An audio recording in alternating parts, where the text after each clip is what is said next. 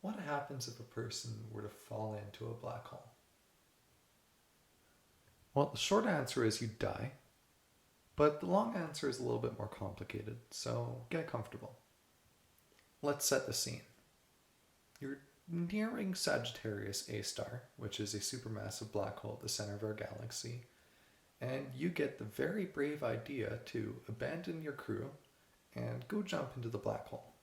What will happen to you? Will you survive? Will you get teleported to another universe? Possibly. Due to Sagittarius A star being a supermassive black hole, you could possibly cross the event horizon without even noticing.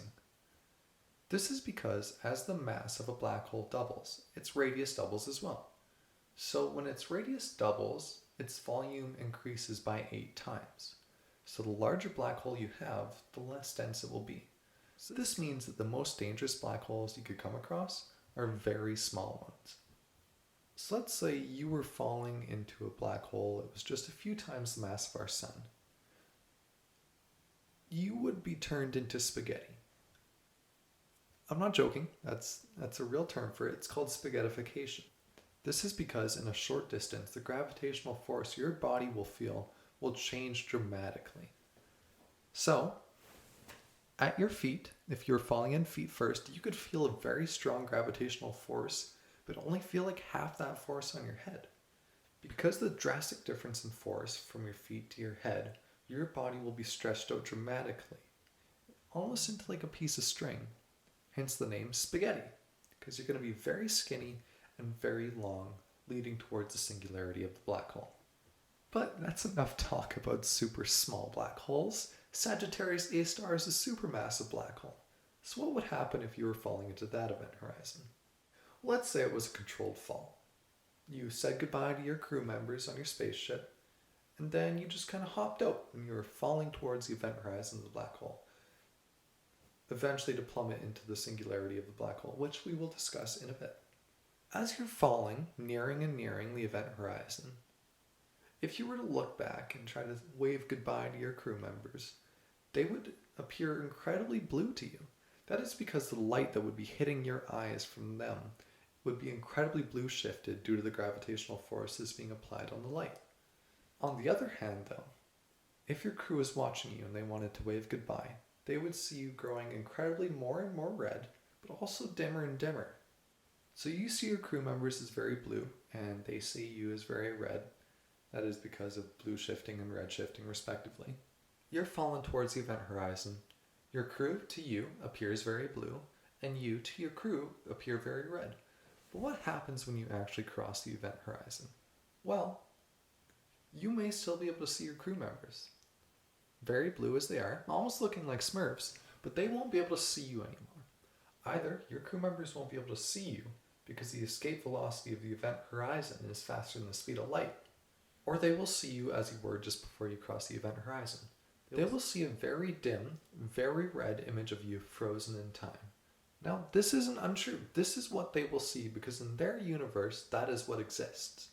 Now, this is possible because of Einstein's theory of special relativity.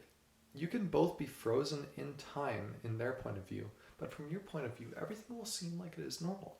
Now, thankfully for Einstein's theory of special relativity, this is possible. You could be experiencing time as normal, like you were sitting on a couch as I am now. But what your crew members would see is you frozen in time. Yes, that is right. It is possible for your crew members to see you frozen in time, floating in space, while you're perceiving a completely different set of events inside the event horizon of the black hole. So as far as your crew members know, you could be frozen in time just before the event horizon of the black hole. But you will still be plummeting towards the singularity of the black hole. So what's going to happen to you? Now, to understand what happens at the singularity of a black hole, we must first understand what the singularity of a black hole is. The singularity of a black hole is the point within the black hole that everything is moving towards. It is a point of infinite density and infinitely curved space-time. Because some of its qualities are infinite, such as its density, we have no idea what happens. According to our math and our physics, this is impossible. So, what we use to calculate everything going on in our world, in our universe, does not work in the event horizon of a black hole. So most of this stuff is purely theoretical at this point. We have no way to analyze or assess what actually goes on within the event horizon of a black hole. But it is theorized that at the singularity there could be a wormhole. A wormhole is kind of a tunnel throughout space and time, you could say. If you were to enter the wormhole, you could pop out in a completely different part of our universe, at a completely different time, or also, theoretically, a completely different universe altogether. And this is where the theory of white holes come into play. If white holes do exist, on the opposite end of the wormhole, a white hole could be present. A white hole is basically the opposite of a black hole. It is the Vegemite of the astronomy world. It is absolutely repulsive. A white hole expels everything inside of it at great speeds, just away from its quote-unquote singularity as it would be in a black hole. The theory of white holes could also possibly be an answer to one of the most important questions we have today about black holes. Where does the information go?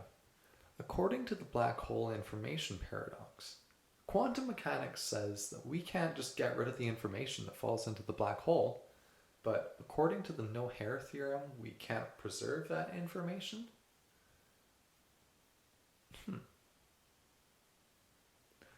So, possibly, white holes could be the answer for where the information goes. If the information travels through a wormhole, it will be expelled out of a white hole a ways away. Yes, it is theorized that a black hole and a white hole can be two different states found in a lifetime of a hole. Theoretically, the first state of a hole's life would be the black hole state. This is where it would suck in a bunch of mass and a bunch of energy like we know black holes to do today. But the theoretical second state of a hole would be the white hole state. That is where all of the mass and energy that was consumed by the black hole would be expelled at incredible speeds. So possibly that could answer the question as to where the information goes.